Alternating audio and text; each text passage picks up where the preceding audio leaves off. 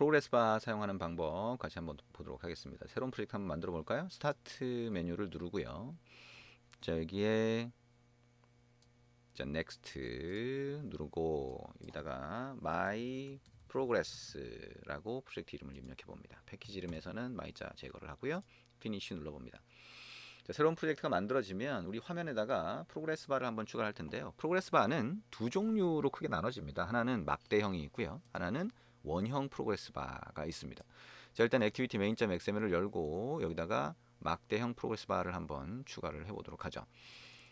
자, 이렇게 화면을 확대를 하고요. 자, 헬로 월드라고 하는 글자 선택하고 딜리트 키 누릅니다. 그리고 자, 위쪽에다가 자, 프로그레스 바를 하나 추가를 해보죠.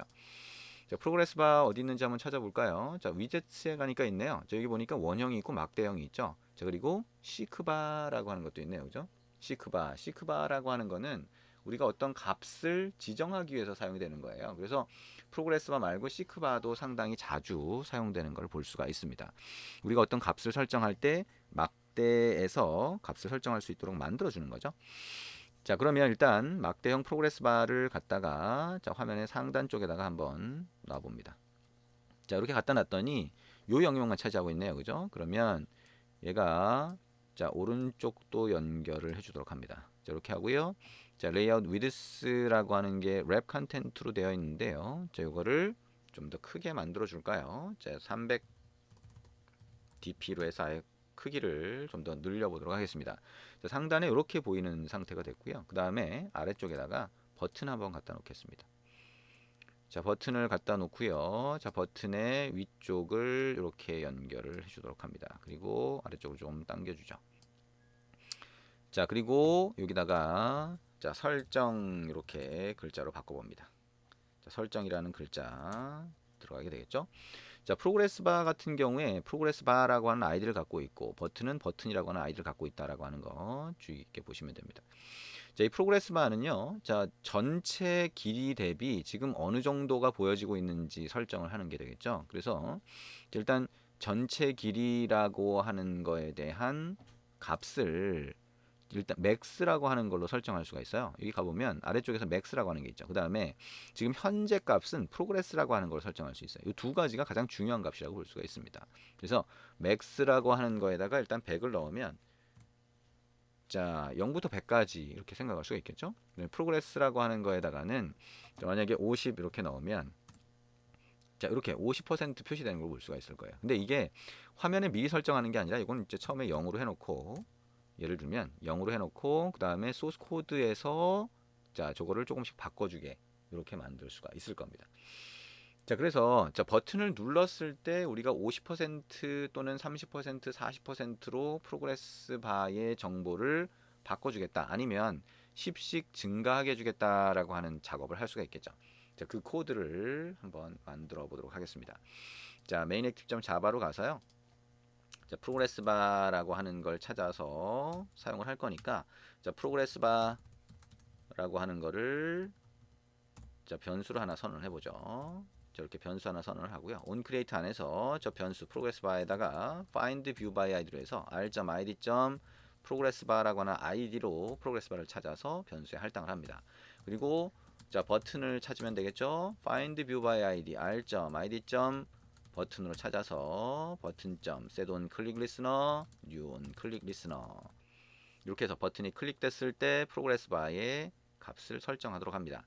근데 이제 값을 설정할 때 지금 현재 있는 값에다가 10씩 더 더하도록 하겠다라고 하는 경우에는 값을 미리 변수에 저장할 수가 있겠죠.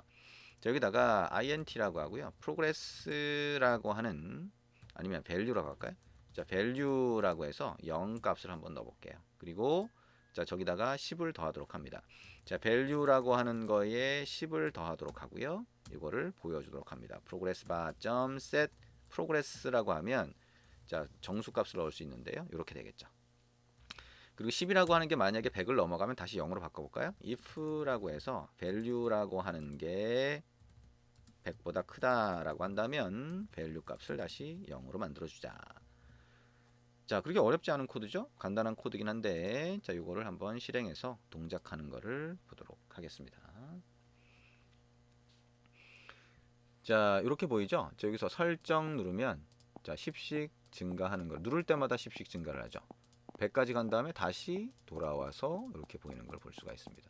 자, 우리가 책에서 하고 있는 것과 약간 다르게 코드를 만들어 보고 있다라고 하는 거 이해하실 수 있죠? 그래서 이게 이제 막대형 프로그레스 바다라고 생각하시면 되고요. 이게 원형으로 보여줄 수도 있습니다. 원형 프로그레스 바 같은 경우에는 보통 일반적으로는 무한정 계속 돌아가죠. 빙글빙글 돌아가면서 지금 뭔가 작업을 하고 있다라고 하는 것만 보여주는 겁니다. 그리고 작업이 끝나면 그 프로그레스 바를 화면에서 없애주는 방법을 하게 되죠.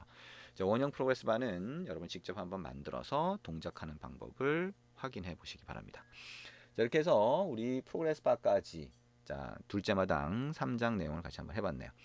자, 여러 가지 내용을 했는데요. 우리 가장 기본적인 위젯, 즉 버튼, 텍스트 뷰, 입력 상자, 그죠? 그다음에 이미지 뷰, 뭐 이런 것들 어떤 속성들을 쓸 수 있는지 같이 봤고, 드로어블이라고 하는 것도 사용해 봤고, 자, 우리 이벤트라고 하는 것 조금 복잡하긴 했었어요, 그죠? 근데 이벤트라고 하는 것도 사용해 보면서 아, 이게 앱이라고 하는 걸 만들 때 이런 것들, 자, 이런 특성들을 사용할 수 있구나라고 하는 거 좀 보시게 됐을 겁니다.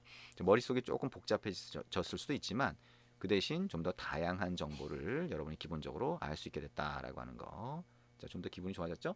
그래서 자, 이제 다음 장으로 넘어가면서부터는 좀 더 본격적으로 앱을 만드는 내용으로 진행이 될 겁니다. 수고하셨습니다.